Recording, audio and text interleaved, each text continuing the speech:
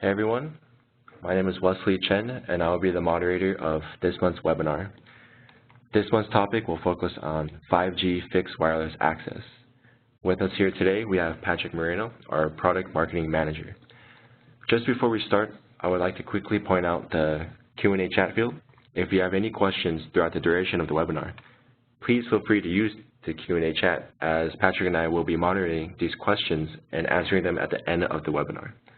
Also, this webinar will be recorded for your future needs. I will now give the floor to Patrick. Thank you, Wesley, for that introduction.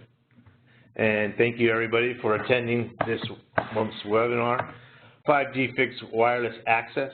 What is 5G and the fixed wireless access? I'm your presenter, Patrick Moreno, Product Marketing Manager for Key Account Sales in North America. So we see a huge push with 5G devices. As you can see, some of the top carriers like AT&T and Verizon are both saying that they'll see a huge push in commercial mobile 5G devices in 2018, and expect the first half to see these smartphones coming in 2019. One of those big drivers is obviously the video. The streaming video is huge, whether it's on a Wi-Fi connection or you're utilizing your mobile connection.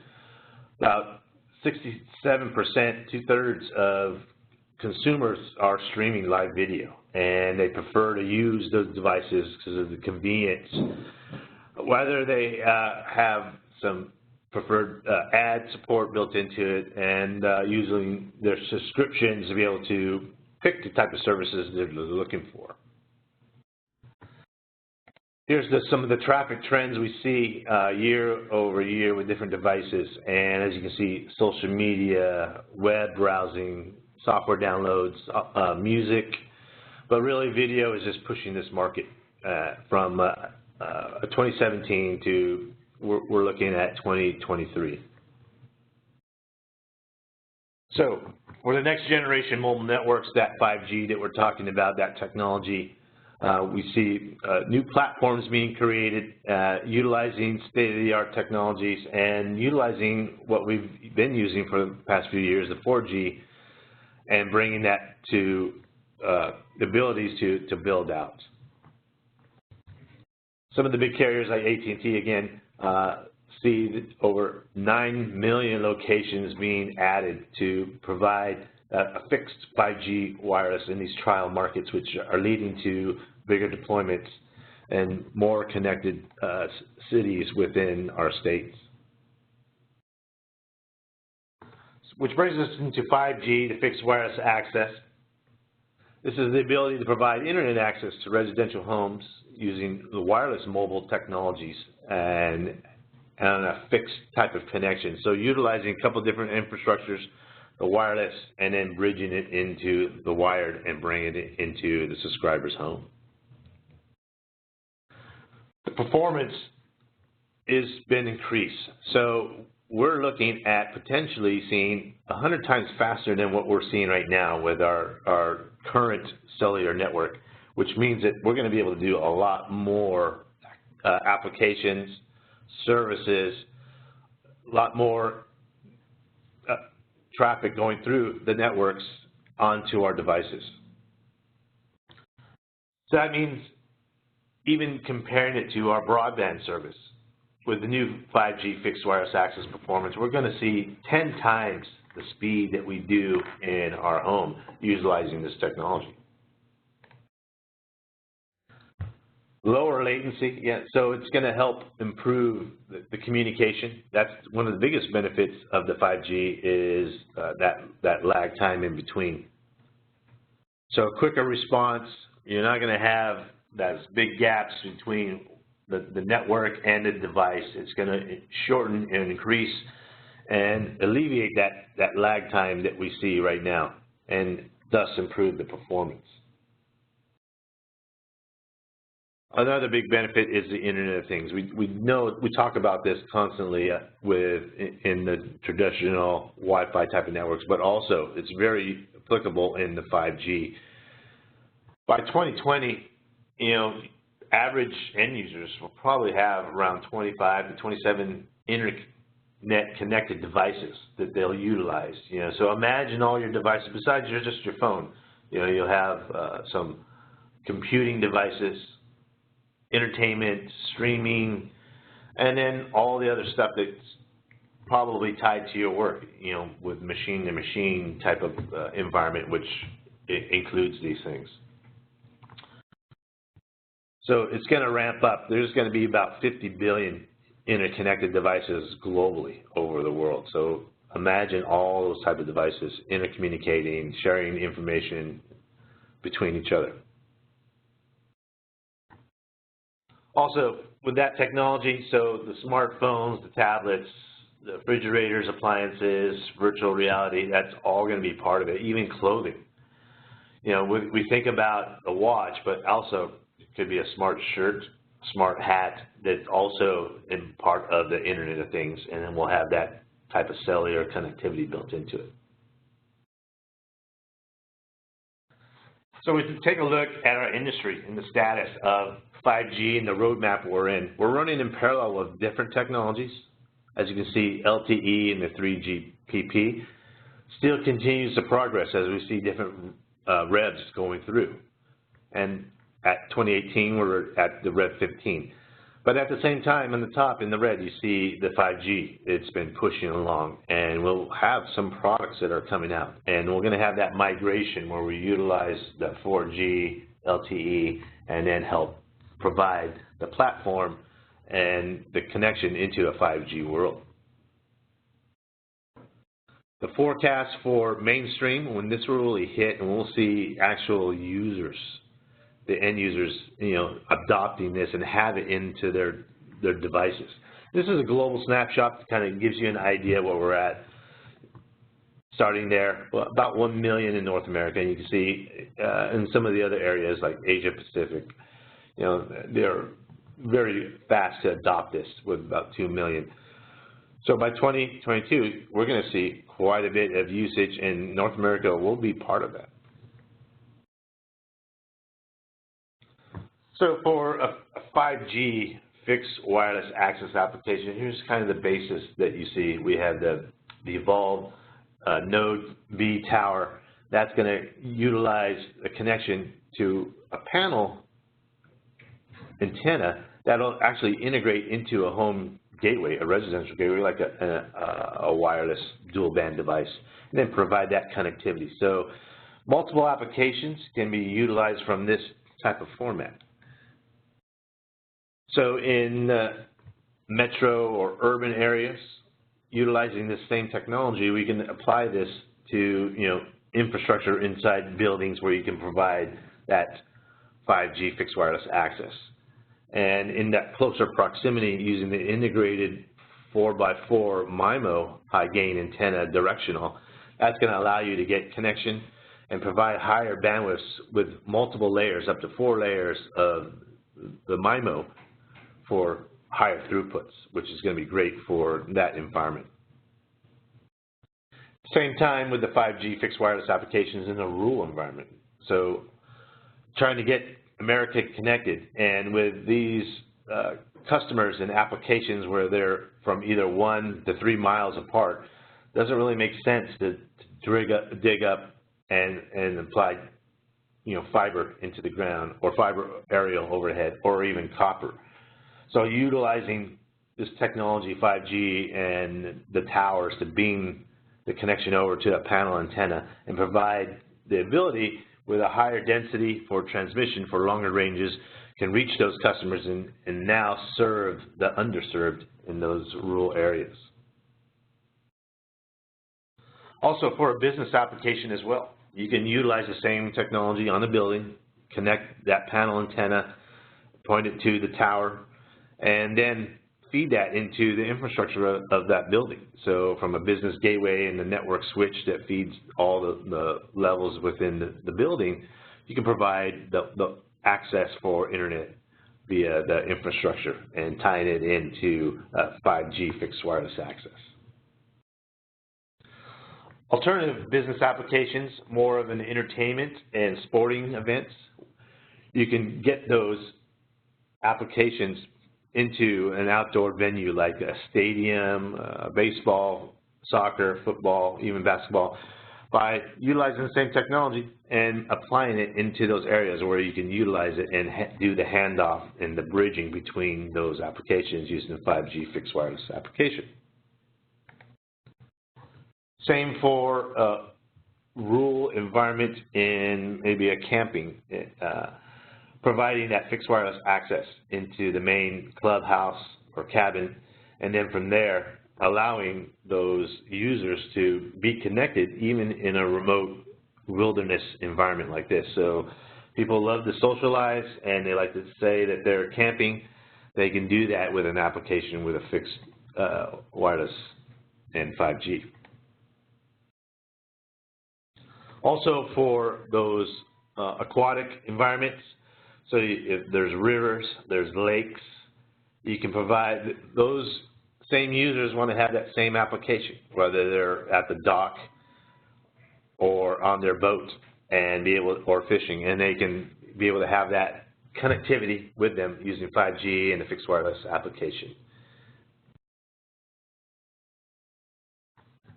In 5G, there's a new technology called New Radio, NR, and basically is a new air interface to develop for the 5G. So that air interface is radio frequency portions that on the circuits between the mobile devices and the active base station in those towers. And it provides the ability for them to change over or move over or hand off those signals between the stations.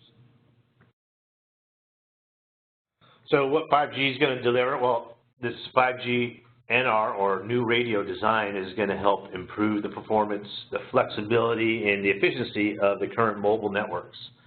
So you have those higher bandwidths. You can go 10 times broadband connection or 100 times the existing cellular network. And it can be used with licensed, shared, unshared. There's a wide variety of spectrum bands that can be utilized. How does it work? Well, from the core 5G NR new radio design includes some fundamentals like the optimized OFDM based for the waveform and multi-access, common flexible networks, and advanced wireless technologies that help propel this 5G NR.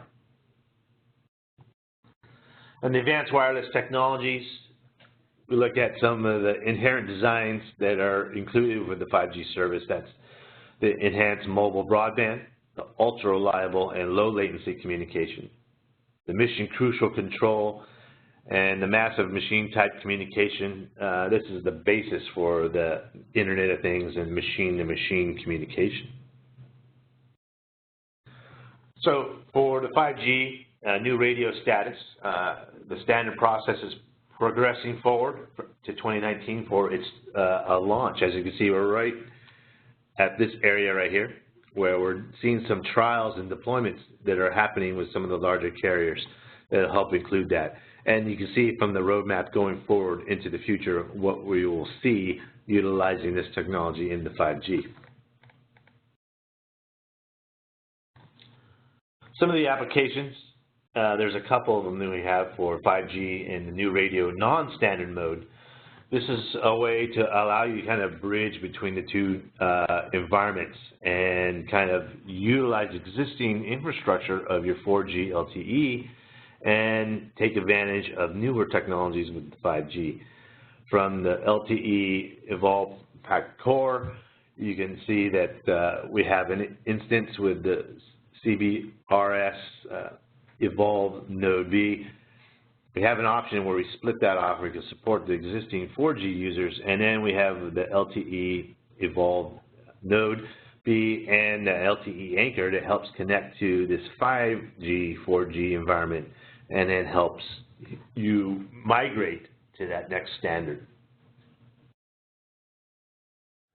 Some of the benefits of the new radio non-standard mode really allows that, again, the carriers to use their current existing 4G infrastructure and add the 5G spectrum and provide that service.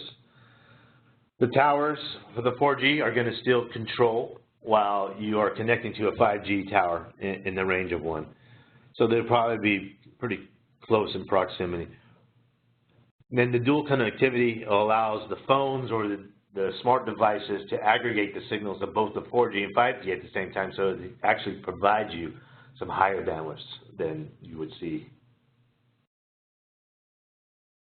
Then with the 5G new radio standalone mode, here you're actually, developing a new platform for the 5G itself. So you have your existing 4G for your end user in that environment.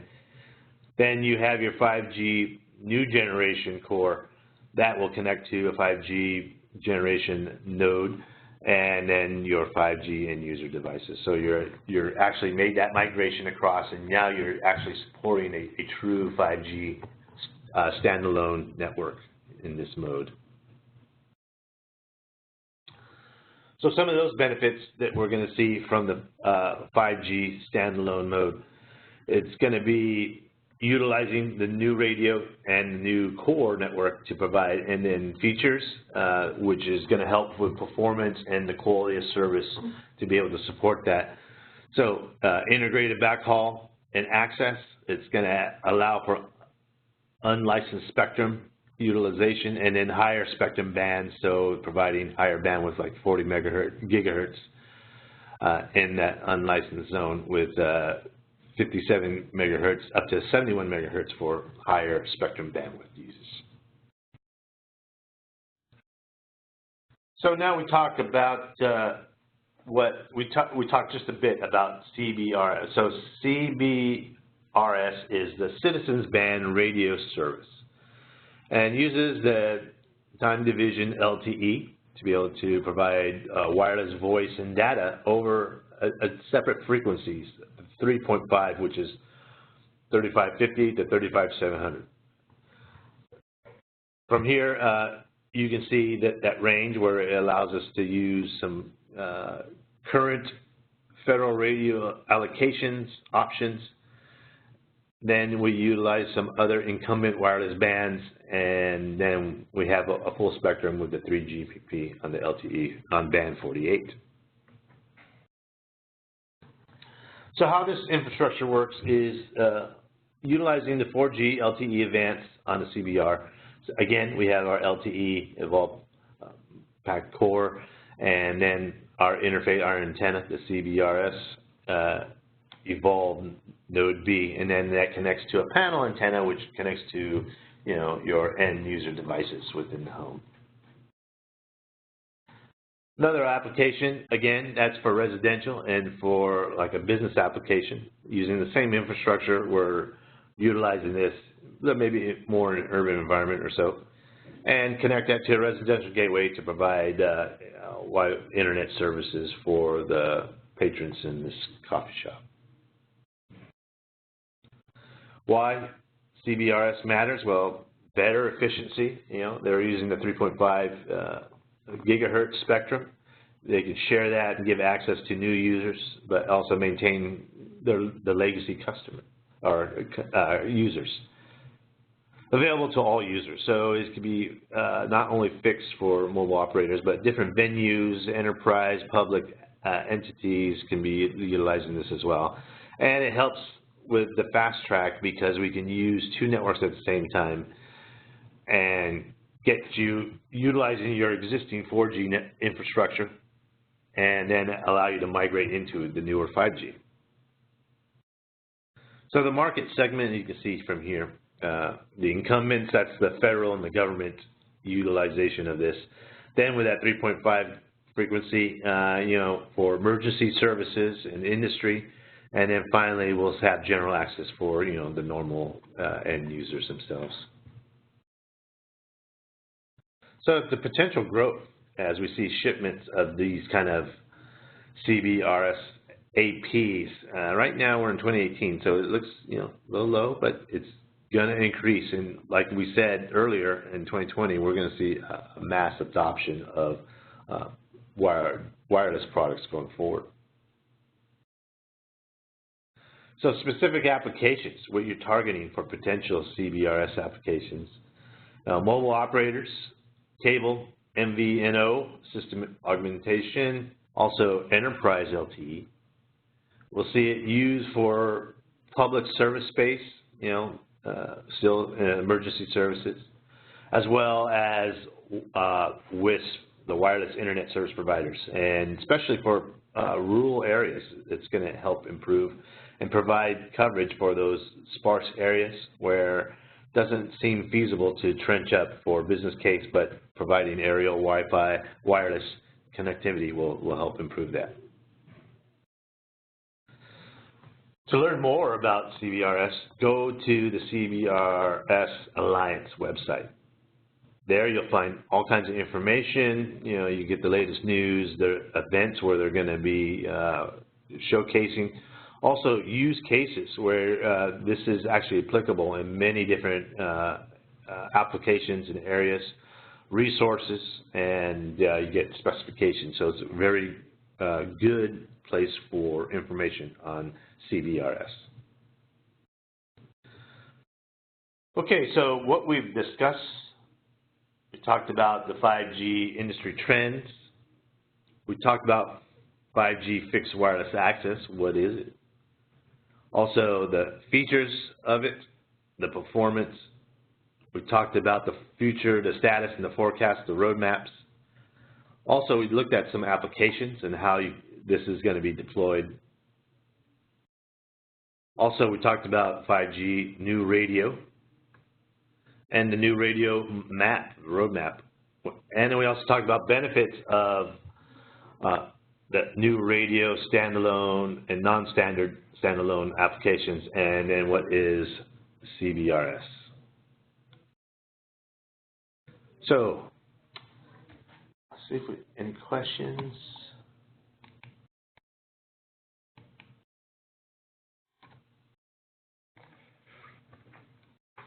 Hey Patrick, I have a question for you.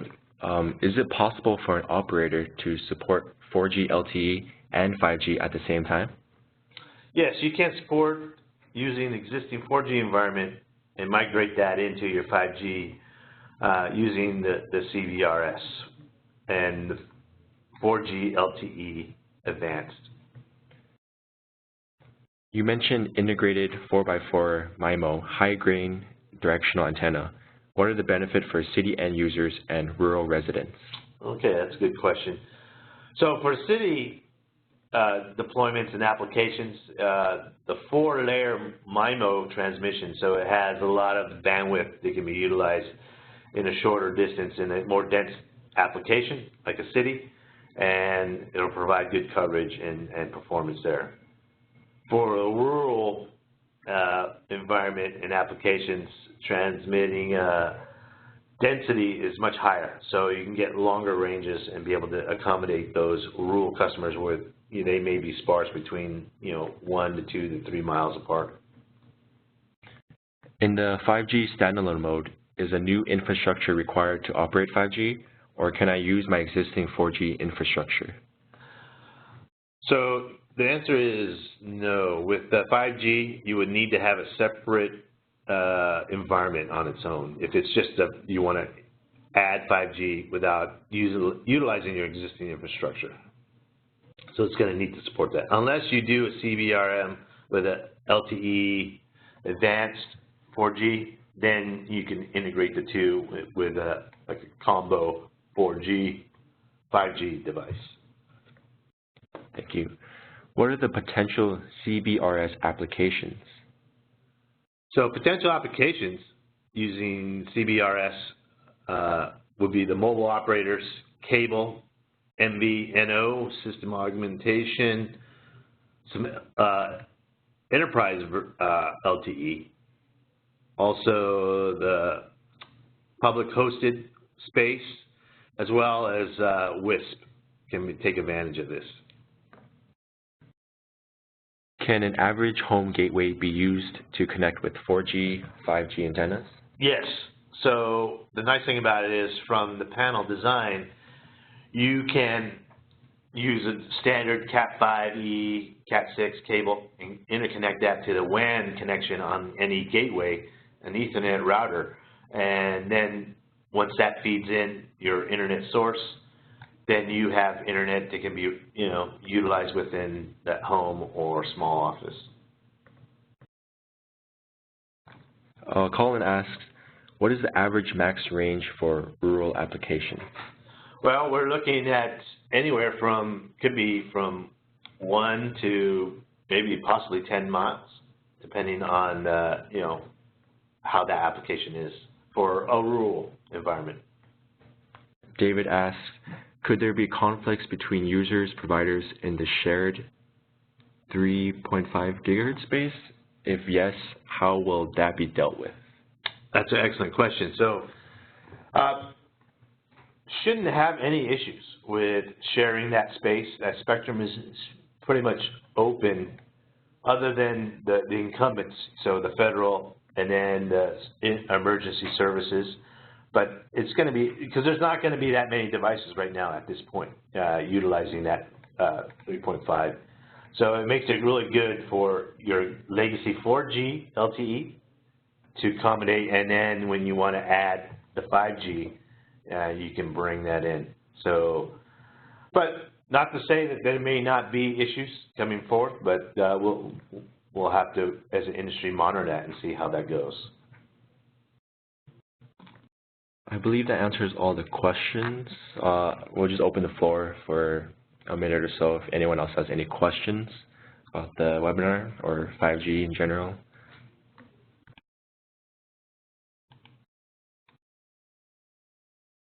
Okay. All righty. Also, if you're planning to come to the LA area in September, the Mobile World Congress Americas is going to be held in Los Angeles at the Los Angeles Convention Center. Over 2,500 attendees, 1,000 exhibitors, conferences, speakers, many discussions on countries, different activities going on, media, analysts, and Zyxel will be there in Los Angeles. So look in the South Hall, stand S.1145 is our booth space, and we would more than happy to have a conversation with you. For more information, you can definitely reach out to us. You can get some sales information. Contact your sales account representative. Also on social media, you can visit us at these social media outlets.